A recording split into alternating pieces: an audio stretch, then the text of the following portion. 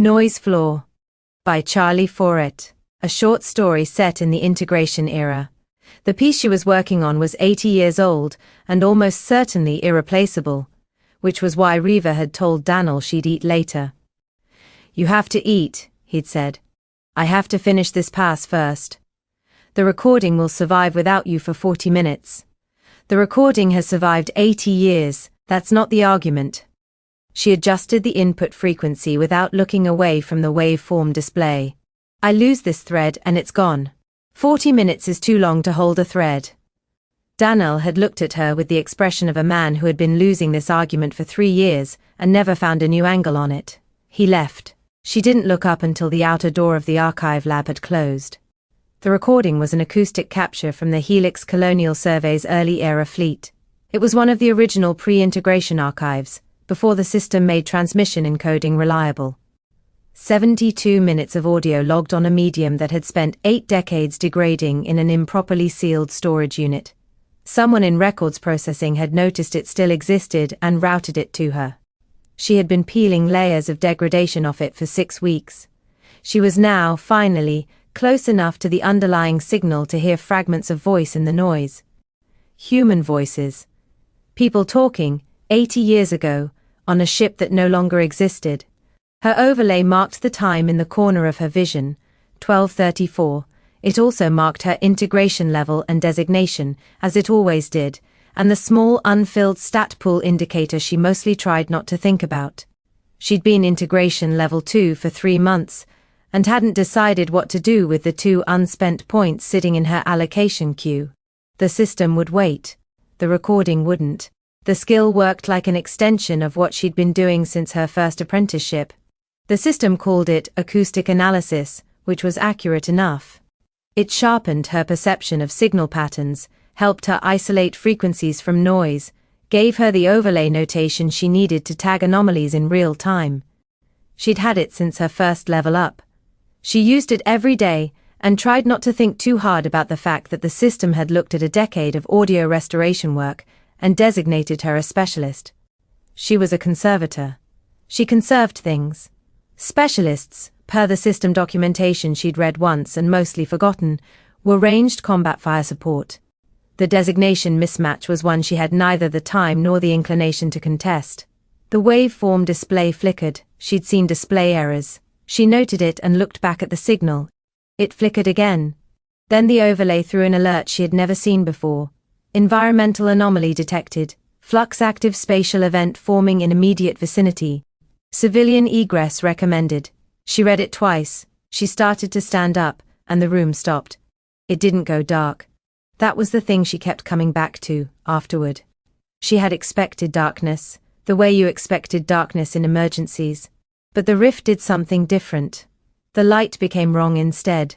The archive lab's overhead panels were still there, still powered, but the light they cast had developed edges, angular gaps, shadows that fell from directions nothing could cast them, places where illumination should have reached and didn't. The room was the same room, and also not. The geometry held, but only loosely, the way a sentence holds if you read it too fast to notice the word that doesn't belong. The sound was worse. She knew sound. She knew what 80-year-old degraded audio sounded like. She knew what interference patterns did to a signal. She knew the specific texture of noise in compromised analog formats. The sound in the rift was none of those things. It was patterned, not random, which would have been less frightening, and it had no source she could locate. It came from everywhere the wrong light came from. It wasn't quite sound. She perceived it as sound because she had no other category for it. Her overlay threw notifications in sequence. Flux rift confirmed. Category unclassified. Solo entry registered. Integration level 2. Parameters exceed recommended engagement threshold. Integration, monitoring. She looked at that last line for a moment. Monitoring. Good. The system was watching. The door of the archive lab was 3 meters away, and also not 3 meters away. The distortion wasn't uniform. She could see the door, the handle, the hinge, the scuff mark on the lower panel she'd been meaning to report to facilities for a year. But the distance between her and it had done something she didn't have a word for. Not farther, just not consistently there. like looking at an object through water, where refraction made the position a best guess rather than a fact. She took a step toward it. Her foot landed where she put it, which was more reassuring than it had any right to be, given that floors were generally supposed to do exactly that. She took another step. The construct was at the door. It wasn't large. That was the first thing she registered, because she had time to notice exactly one thing before every other thought left her body and was replaced by the sudden silence that descends when fear is complete enough that it fills the room. Roughly the size of a large dog, made of something her overlay described as integration construct, class indeterminate, flux mutated variant, before the notation destabilized and went to static. It was geometric in the way that made her think of shattered glass held just short of falling, too angular, with appendages that folded in directions that didn't resolve into a stable picture. And it was doing something to the air around the door. The wrong sound was concentrated there. The light was worse there of anywhere in the room. It wasn't looking at her. She didn't know how she knew that. It had no feature that corresponded to eyes, yet whatever constituted its attention was fixed on the door. On the pattern around the door. Threat designation indeterminate. Classification criteria unavailable. Proceed with caution. She was not proceeding with anything. She was standing with her weight on the balls of her feet, the way she stood at the workstation when she was concentrating on something difficult, and she was looking at the construct, trying to understand what she was seeing. It was cycling, that was the word her mind located. The patterns it was making, the distortions in light, sound and space around the door, were repeating. Not randomly. In a sequence that returned to the same point and started again, like a read error in degraded media, a track that couldn't advance because something was corrupted at the same position, returning it to a fixed point, playing the same fragment in a loop it had no mechanism to exit. Her overlay couldn't give her a threat rating. The system was watching and had nothing to tell her. She had acoustic analysis, she activated it, the skill sharpened her perception, the way good reference monitors sharpened an audio environment, not by adding information, but by subtracting the wrong kind. The noise floor dropped, the signal came up.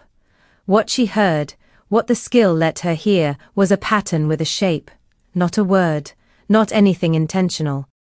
But the rift's underlying structure had form, and the construct at the door was interacting with it, but the interaction was incomplete, like a signal that had been modulated but never demodulated. A message encoded but not resolved. The construct was seeking a conclusion it couldn't find, and in the seeking it was pressing against the spatial architecture of the rift in a way that was slowly, methodically, taking the room apart. She understood this the way she understood a degraded recording, not through analysis she could have articulated step by step, but through recognition.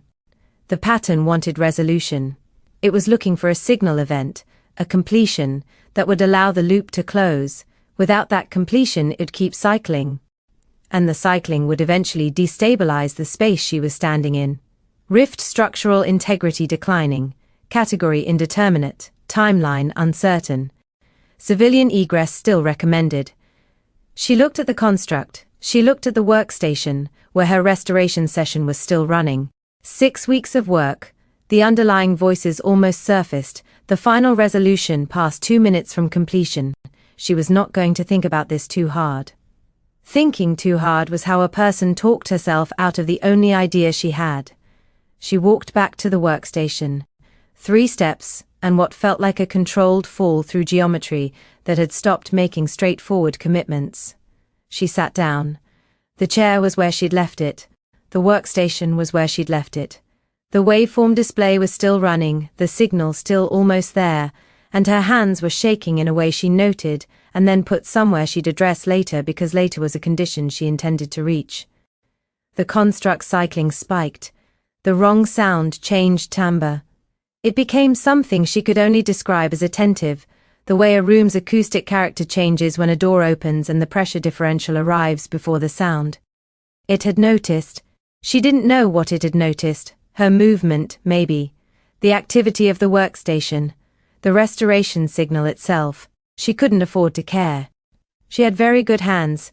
She'd been training them for a decade on work that did not forgive carelessness. She ran the final restoration pass. The audio emerged from the noise the way it always did, fractionally, and then all at once, the way a figure resolved from a complex image. She tuned the last processing layer. She let the signal find its shape. The underlying voices came up clean. Two people, long dead, talking about something administrative. Cargo manifests or routing approvals, the content entirely irrelevant. The humanness of them perfectly preserved across 80 years and 6 weeks of her careful attention. She let the resolved signal output into the environment. The room changed. The cycling stopped. The wrong sound diminished the way interference did when a real signal came through. Not silence, but replacement. Something that had been pressing against the architecture of the rift settled back. The construct was still there. It hadn't disappeared, hadn't dissolved into nothingness, or completed some obvious visual resolution. It was just finished. No longer cycling, no longer pressing against the door. She grabbed her kit bag from under the desk, because she was not leaving without it, and she moved toward the door. The floor held. The distance held. The door was where it was supposed to be. She got through it and she was out. The corridor outside the archive lab was the corridor outside the archive lab. Ordinary, fluorescent lit. The tile under her feet was the tile that had been there since the building was constructed, doing nothing unusual. She sat down on it. She didn't remember deciding to sit. Her legs had made the decision without consulting her, and she found she agreed with them entirely. The burn on her left forearm had come from something in the last 2 meters. She didn't remember the moment, only the pain, which had been bright and terrible, and was now fading, damage that was real, but not immediately worsening. Her ribs on the right side had done something during the spatial distortion she'd walked through. Not broken, not fine. She breathed carefully and filed it under address this later, alongside the shaking hands. Her overlay was throwing notifications. She looked at them from the floor. Integration. Threshold witnessed. Integration. Solo navigation of Flux Rift. Category unclassified. No combat support. Civilian designation. Integration. Evidence of pattern resolution through primary skill application under existential threat. Signal. Performance observed and logged. Signal advances. 10 to 11. Recognition, not allocation. Integration. Confirm acceptance. Acknowledge to proceed. She sat with that for a moment. Signal. It had watched something she had no business surviving, and had decided that was the part worth naming. She hadn't fought anything. She hadn't done anything a specialist was supposed to do. She'd run a restoration pass on an 80-year-old recording, and the system had watched and decided it was worth a raise. She acknowledged. Signal confirmed. 10 to 11. Integration level advancing. 2 to 3. 3 attribute points available. Allocate when ready. Skill reward available. Exceptional achievement. Selection to follow. She let her head rest against the wall behind her. Somewhere back down the corridor, the archive door was just a door again, and she was not going to go look at it. The skill options arrived a minute later, while she was still on the floor, which seemed like an appropriate position for the kind of decisions the system apparently thought she was ready to make. Integration. Skill selection. Exceptional achievement reward. 3 options. Select 1. Option 1. Threat assessment rank. 1. Tactical skill. Real-time evaluation of proximate danger sources. Threat classification. Priority vector identification. Govern signal. Option 2. Signal read rank. 1. Technical skill. Enhanced perception and isolation of pattern-structured signal data in complex or compromised sensory environments. Govern signal and lattice. Option 3. Flux sense rank. 1. System skill. Perception of flux energy concentration, flow and movement. Passive ambient detection of flux-active phenomena. Governs flux. She read through them carefully, because the system was offering her something, and she was going to think about it before she answered. Threat assessment. A soldier's skill. She could see the logic. She'd just survived something by identifying a danger and finding a response to it. The system was offering her the formalized version of that ability, the capacity to read a threat environment in real time, to know what was dangerous and where it was, and how dangerous it was relative to her. She was not going to think about ending up in a rift again, but if she did, knowing the threat topology would matter. But she was not a soldier, she was a conservator. Threat assessment was a tool she'd use the way she kept a first aid kit in her kit bag, important to have, evidence of something she hoped never to need. Signal read. This was the obvious choice. This was the system saying she was a signal dominant specialist. Here was a deeper version of what she already was. She would use signal read every day. She'd use it on the recordings she worked on the sensory environments she navigated, on the signal patterns she spent her professional life extracting from noise. It was the extension of her path. The system was offering to make her more herself. She looked at option 3 for a long moment. FluxSense, a system skill which was rarer than tactical or technical options. She'd never seen one offered to anyone she knew. Passive detection of flux energy, ambient awareness of flux-active phenomena. If she'd had it an hour ago, she would have known. Not what was coming. She didn't know enough about flux rifts to have known what the perception would mean, but she'd have had warning beyond the integration's alert, something in the ambient register of the space she was working in. The alert had come, and she hadn't understood it in time. She hadn't known what a forming flux rift felt like, because she'd had no way to feel it. Signal read would make her better at the thing she was already good at. FluxSense would tell her when she was standing next to something that was about to become the worst hour of her life. She selected option 3. Integration FluxSense rank 1 acquired. Slotted. Integration passive detection active. She sat there for another moment and felt the skill settle. Not a sensation exactly, not warmth, expansion, or any of the descriptions she'd heard from colleagues who talked about system upgrades the way other people talked about dreams. More like a change in the background register of what she was aware of. The corridor felt the same. The floor felt the same. The ache in her ribs felt the same. But the ambient energy of the building had changed. Not louder, not precisely clearer, just present, in a way it hadn't been before. The way you heard a room's acoustic signature once you knew what to listen for, once someone had told you it was there. She opened her full overlay and looked at it. She stared at it for a while.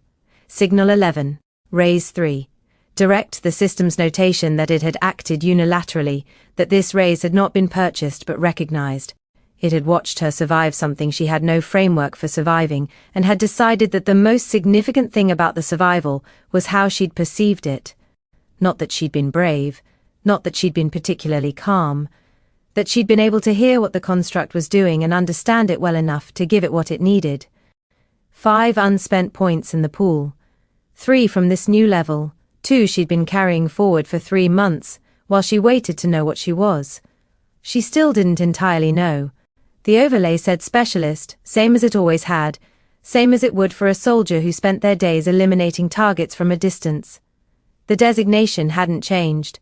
She had just done the most frightening thing she'd ever done in her professional life, by running an audio restoration pass, and the system had watched and decided it deserved a direct raise in signal, and she genuinely did not know what to make of that.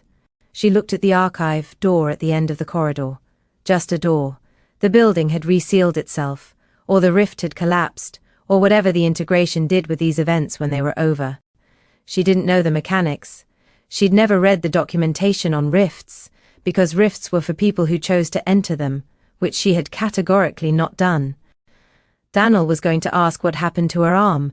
She didn't have a version of the story that was going to be simple. Integration, monitoring. Yeah, she said to the empty corridor, to the overlay, to whatever part of the alien architecture was paying attention to the Signal 11 conservator sitting on the tile floor of the Cultural Archive building, with a burn on her arm and a new passive skill and 5 points she still hadn't spent. I know. She stood up slowly, because her ribs had a lot of opinions about sudden movements. She picked up her kit bag. She was going to go get something to eat. You've been listening to The Integration Era, Stories by Charlie Foray. All content is copyright 2026 by Charlie Foray, all rights reserved. Voices produced by Speechify. New stories, world-building deep dives, character dossiers and more are available now at integrationera.com. Subscribe to get notified when the next story drops. The system is watching. You might as well keep up.